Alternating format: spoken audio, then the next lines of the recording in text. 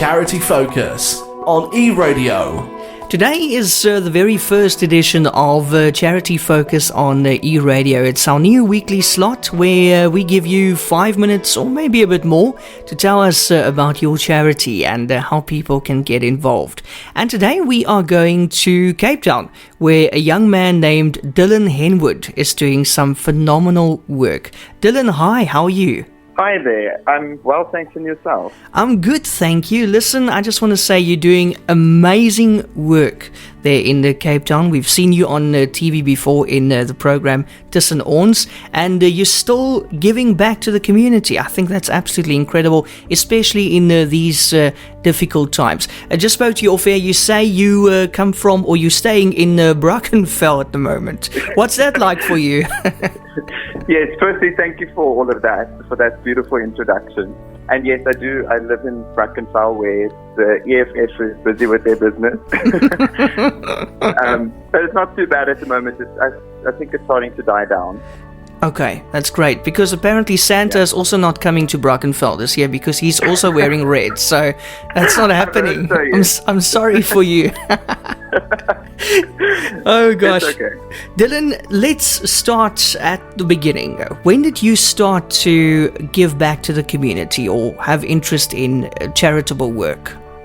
Honestly, I only developed this interest when I started teaching at the school, Elnor Primary School. Elnor Primary School is situated in a very poverty-stricken area in Cape Town. And once I was exposed to the harsh circumstances in which these children live, it really just fueled this fire inside of me to want to make a difference there. Like the children who sit in your class all day, you get so invested in their lives and you hear of all these crazy stories and their really terrible living conditions. And yeah, that was the beginning of last year. It's been just under 2 years now. And that's when the feeding scheme started and all these other initiatives which the community has been extremely supportive of.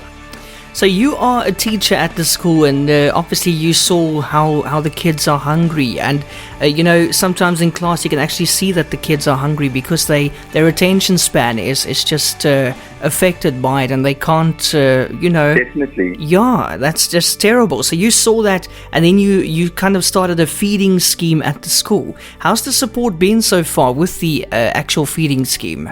It's actually been pretty phenomenal. The feeding scheme's been running for almost 2 years now. The holiday feeding scheme, I run the holiday feeding scheme. The school has an existing feeding scheme which is run by the government. They provide food and stuff to the school, and then the school prepares it during the school terms. But the thing is, the school is not always open through all the holidays and weekends and public holidays and all of that. And because there's such a large dependency on the feeding scheme, there's about 400 learners who are registered to collect food from the school every day, and they get breakfast and lunch. And the feeding scheme at the school is their primary source of food, for most of them at least.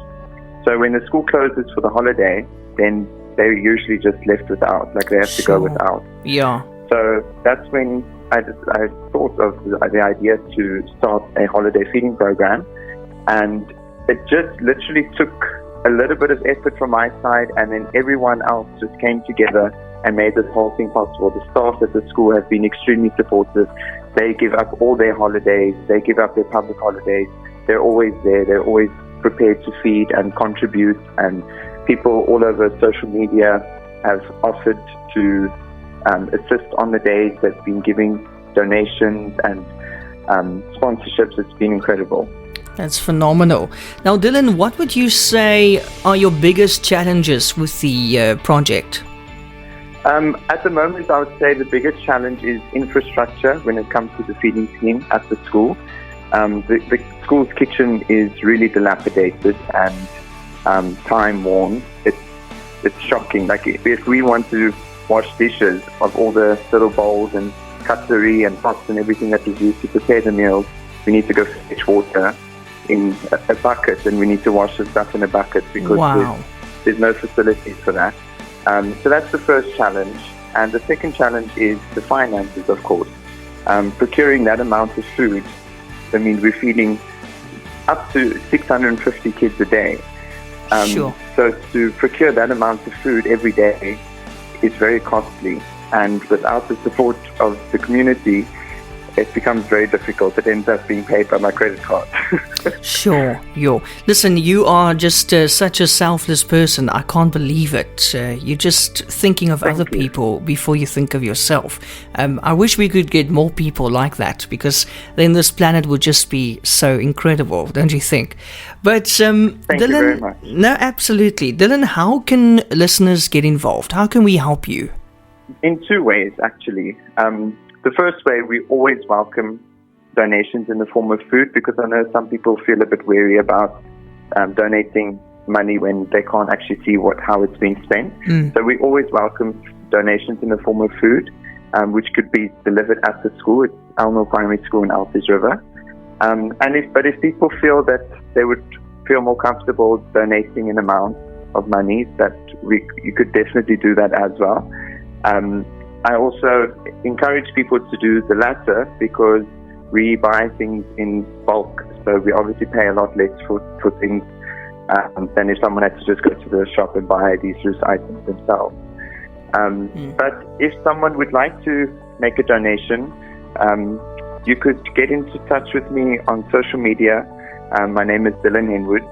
I'm the only one with the spelling Dillon. Or you could send me an email. My email address is dillonhenwood95@gmail.com. Cool. And you're on Facebook and Instagram as well, I presume? That's correct, yes. Cool stuff. Dillon, I saw some beautiful photos as well of the feeding scheme, and it really, really touches your heart. You can feel that warmth and just giving back. That's incredible. I want to once again just to say well done, and I really hope that you always get the support that you deserve with this wonderful project. Thank you very much, Jan. I really appreciate that. Thank you so much.